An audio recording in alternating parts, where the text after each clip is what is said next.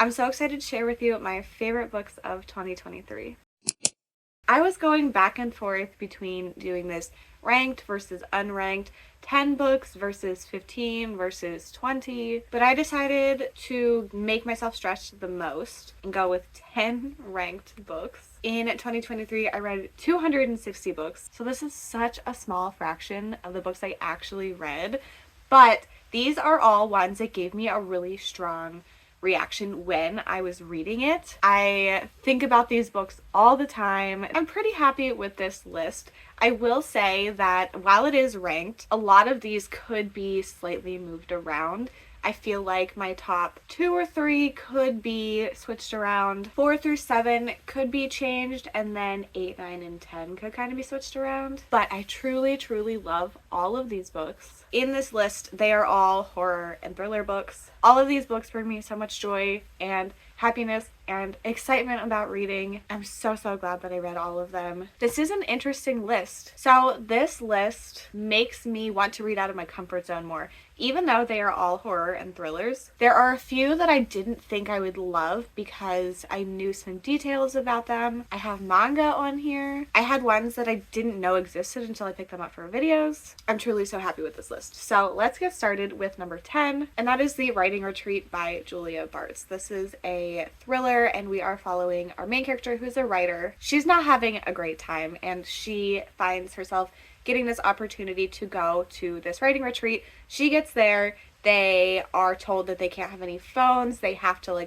follow these strict rules, and they are going to write a novel while they are there. They do get snowed in, they can't contact anybody on the outside world. There's some weird stuff going on between the characters and the house. This one is just so unhinged and ridiculous, and that's one of my favorite things in thrillers. I had such a fun time with this while also not really knowing what to expect and enjoying the discussions in it. I met the author at an event earlier this year, and that was very fun to hear her talk about this and hearing how this novel kind of started.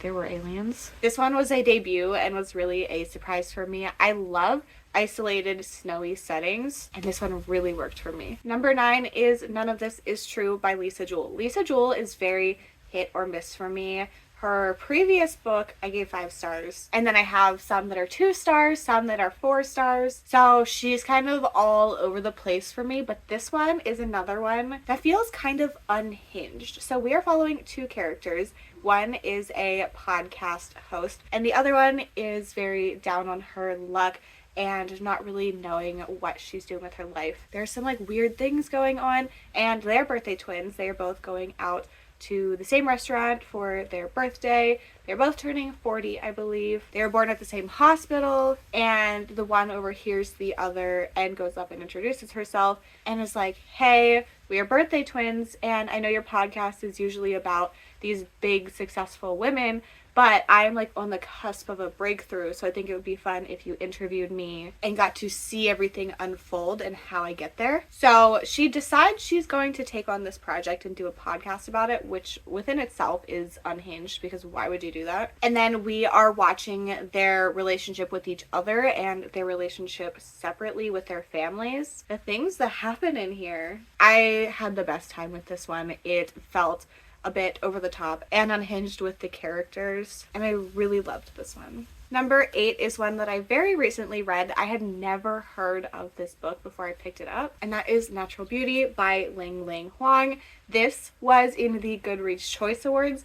I did a video where I read all 20 of them and talked about them, and before I started this, I thought I would give it 2 stars because this is literary horror, which sometimes can work for me, most of the time does not. But I feel like every year there's one literary fiction blend with something that I tend to like that just really surprises me, and it comes at the end of the year. And this is the one that happened for this year. So we are following our character, who is this incredible musician. She's going to school to be a pianist, and then something happens to her parents and she ends up leaving and working at this high-end beauty and wellness shop in New York City. They require really weird things of her, she has to take these supplements and try out these products that will be at the store, which don't do that. Don't do that if your job forces you to take supplements. So we are watching our main character at this job. She forms this kind of relationship with the owner's niece. And like, that's just a weird situation. The vibes in this one, like, there's just something wrong. There's something happening and you don't know what it is, but like, you're like, this is not, this, you shouldn't be here. So it's just like so quiet, but just like weird undertones. And then and then the things that are actually happening, when you find out what they are, oh my gosh, I was shocked. It's so good. It's so messed up, which I love. And I had an incredible time with this, between not knowing what really was going on and what to expect, and then the reveal of everything. Incredible. Highly recommend, even if you don't tend to love literary fiction. I had a really good time with this one, and it also had some really good discussions around the beauty industry in general, and then race within that. Sometimes reading books for videos but not knowing anything about them goes terribly, but this one went so well. Number 7 is the only novella that made it on this list, and this is Where We Talk Things Out by Caitlin Marceau. This is another isolated, snowy setting book. We are following Miller, who is about to get married, but she has a very bad relationship with her mother. She is very toxic, and Miller has cut her out of her life multiple times. She decided that before she got married to her fiance, she wanted to try to rekindle her relationship with her mom one more time. So her mom is like, you can come to my cabin, and Miller's fiance is like, maybe you shouldn't do that, and Miller decides to go anyway. And she gets there, and it's weird. This is not the house she grew up in, but her mom has had it decorated to be exactly the same. And I mean exactly, like, I don't want to tell you too much because it's a novella, but they do end up snowed in at this place. It is so tense. I was so stressed while reading this. This was my first 5-star book that I read in 2023. It took me a couple months to get there, but there's a lot of really good discussions about mother-daughter and like family relationships in general, grief with losing a family member, and it's just so tense. And the ending, I was on the edge of my seat while reading this, like very physically stressed in the best way. It's just so creepy to watch Miller's mom replicating things from her childhood and trying to relive the happy life they once had. So tense, so stressful, so good. Coming in at number 6, I have Alice in Borderland by Haro Aso. This one is manga, and honestly the reason this is not higher on this list is because I read all of the books that were out and watched the TV show at the same time, and I cannot separate my feelings for everything enough to like confidently put this higher. I did read this one before I watched the TV show. I read this. I had not heard anybody talk about it. I was really enjoying reading manga on my Kindle to go to bed, and I found this and I was like, that sounds good enough. So I read it and I was immediately obsessed. I don't watch TV. Like, I don't watch TV by myself.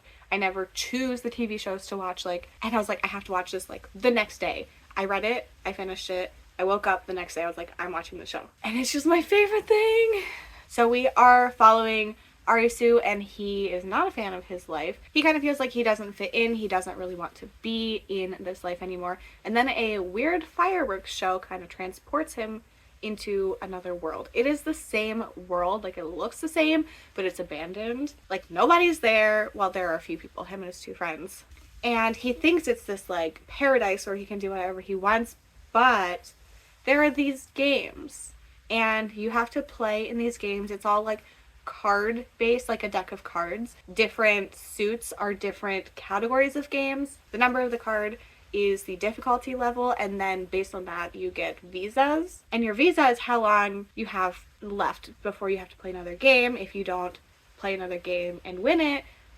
So we are watching them play all these games. It is so stressful. It is so tense. I'm talking about the series as a whole, truly. There are 8 out currently. 8 just came out. It's going to be my first read of 2024. The characters are so interesting and complex. The situation, if I could combine my feelings for this and the TV show together, this would be my number 1. It's my favorite story of the whole year, but because I can't fully separate my feelings for the TV show from the manga, I felt like I couldn't put it any higher than this. But truly, I'm so obsessed with this. It's so much fun, but also has so many complex things in it to think about, and it's, I love it. Number 5, We Sold Our Souls by Grady Hendrix. This one, it's so weird. It is so weird. So we're following a woman who in the 90s, she was the lead guitarist of this band. They were like pretty popular, but then something happened and they broke up. Now she like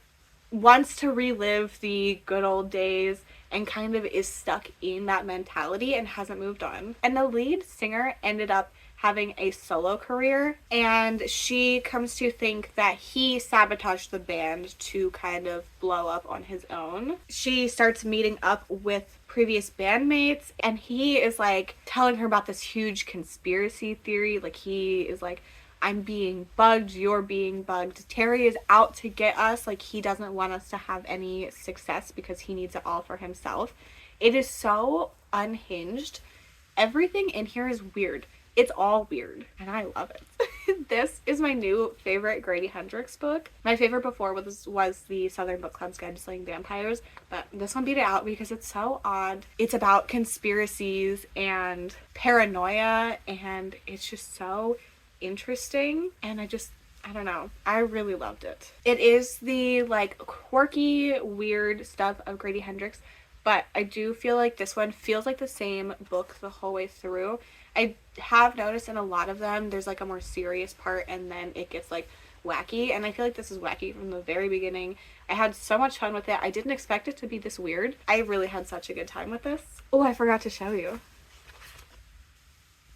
I got this signed this year. I actually read this because I knew I was going to an event, and I was like, oh, I'll just read this one because it's the only one I haven't read yet. And it turned out to be one of my favorite things. Number 4 was such a surprise for me. Part of me shouldn't be surprised, but then like because of some other things I am. And that is My Heart is a Chainsaw by Stephen Graham Jones. I have loved from Stephen Graham Jones before. Night of the Mannequins is one of my favorites. But this one is very character driven. You are just in this character's head the whole time and seeing her react to things, and I tend to not love that, but Jade is one of my favorite characters ever. This is the first book on this list that has made it on there because of the character. We are in Jade's head, and she believes that a slasher is about to happen in her real life. She thinks that things are culminating so that she is part of this slasher movie in real life, but she doesn't think she's the final girl. So she finds who she thinks is the final girl and kind of like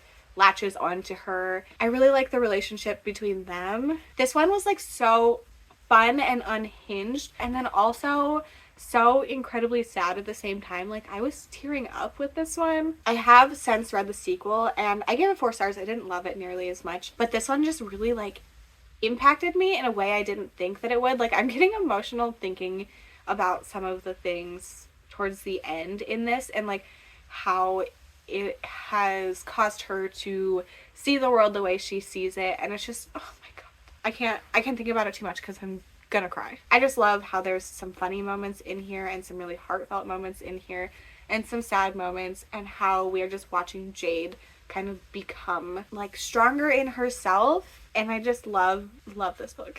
Number 3 is one that I also loved because of the character, and that is Strange Sally Diamond by Liz Nugent. This is a thriller, and we are following Sally Diamond. Sally doesn't really know how to interact with people. She finds them confusing. She prefers silence and being around people she's comfortable with, and she lives with her 2 parents, and she also doesn't really remember her life before a certain time. And now she's 43, and both of her parents are gone, and her dad left her letters kind of explaining some things to her.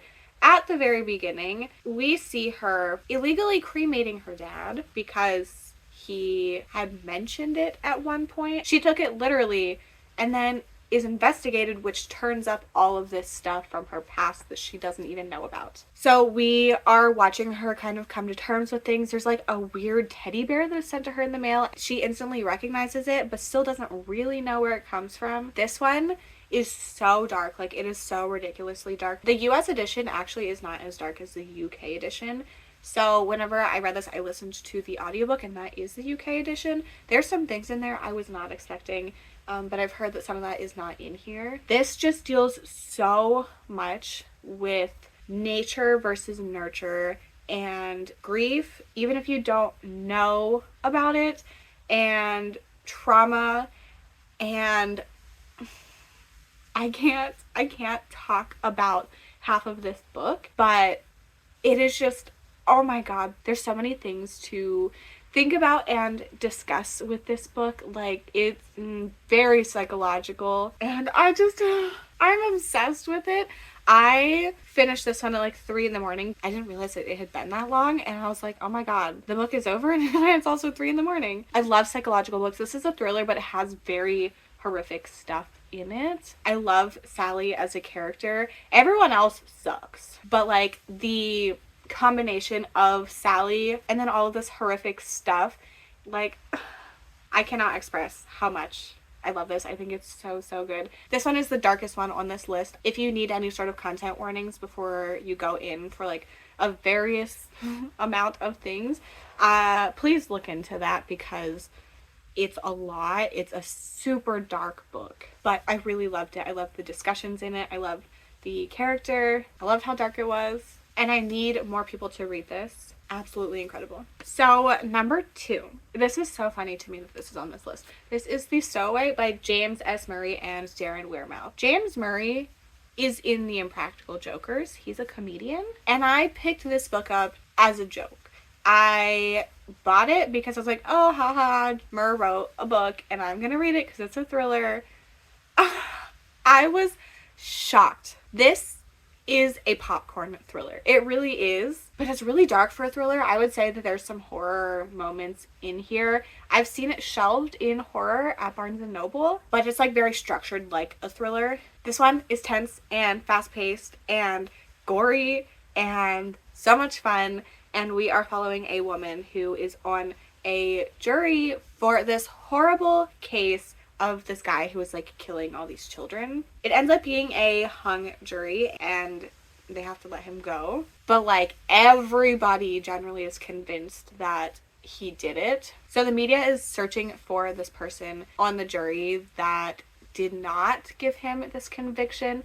And our main character gives a press conference and says, it was me, like I just could not because of this and this, whatever. She's a psychology professor at like a big college, and then people are like coming after her. She's really struggling, and then her and her fiance and her 2 kids end up going on a cruise, and then it very quickly seems like the not convicted possible killer is on the cruise ship and bodies start to show up. It's so much fun. I think that this one worked so well for me because I went in with very minimal expectations. I was like, it's probably gonna be bad, but like I'm gonna read it anyway. And I had such a good time with it. It's so short. I listened to the audiobook and it's like a 6.5 hour audiobook, but the last hour of it is an interview.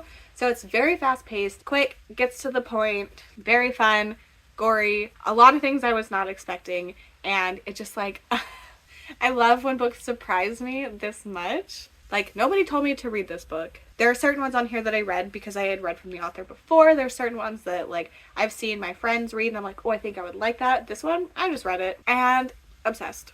Obsessed. If you're looking for a popcorn thriller that is gory, very entertaining, I cannot suggest this one enough. And number 1, I love this book. I think about it very frequently, and that is The Passengers by John Mars. This is a sci-fi thriller, and in this world, they have self-driving cars, and it's to the point where, like, there's no manual override because that makes it less safe because of, like, all of the cars being on the system. And then somebody hacks 8 cars and sets them on a collision course, and also like hacks the broadcast system and is showing everybody the cameras in their cars, and then people are voting for who lives, who dies. People have to plead their case to the public for them to vote. Oh my gosh, it is so high tension.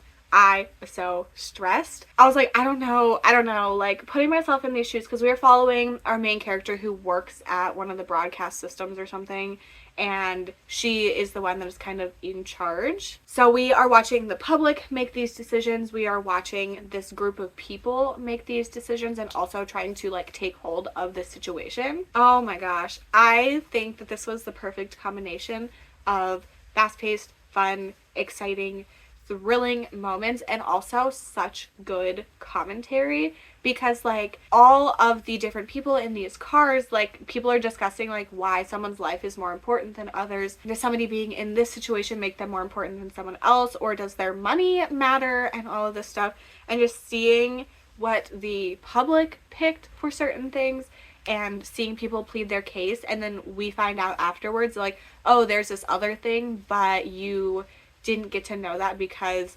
society prioritizes seeing these other things about people. Like if someone is an immigrant, that is the first thing people see and don't really consider any other aspects and act like they're less than like this rich white man.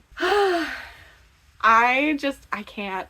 The combination of the pace of this book and the conversations in it and just like the amount of fun I read this in 24 hours. I have a vlog for it. I read a lot of these books for vlogs, so I'll have them linked in the description if you want my full thoughts, but this one has its own video. I was screaming. I was also on reading sprints. I know when that happened, so I'll have those linked if you want to see my thoughts, freaking out, screaming at people. So fun, so stressful, such good conversations. It gave me a lot to think about, and I really love that in books. Sometimes I don't. Sometimes I just want to have a good time. But all of these books, even the ones that I said were popcorn thrillers and like ridiculous and stuff, gave me a lot to think about, to ponder, watching these characters kind of figure out what they should do in these situations. Like, it's just, I love reading. So these are my favorite books of 2023.